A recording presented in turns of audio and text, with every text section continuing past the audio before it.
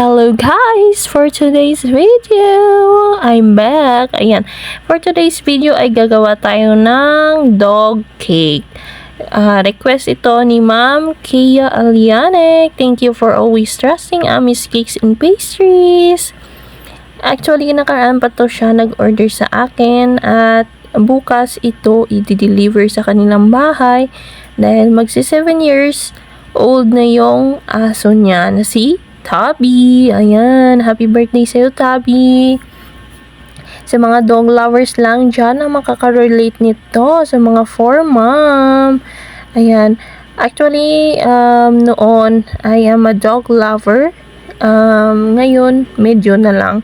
Kasi palagi tayo nasasaktan pag namamatay yung aking aso. Kaya ayan, medyo nilimit ko na yung sarili ko sa mga alagang aso.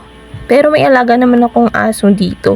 Pero hindi masyadong katulad noon na very, very close. Kaya ayan. Ayoko na masaktan. Tiyan.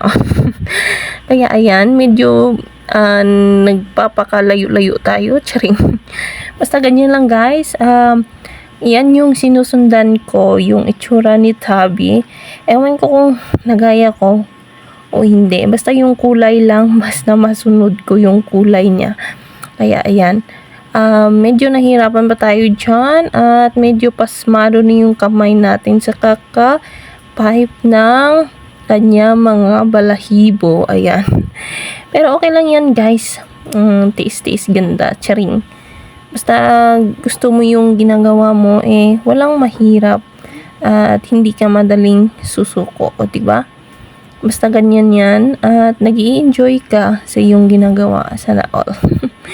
Kanya lang guys yung kanyang itsura. Nagkulay ako dyan ng brown, white, black, at saka pink para sa kanyang tongue. Ayan, medyo marami din piping bag yung nagamit natin dyan.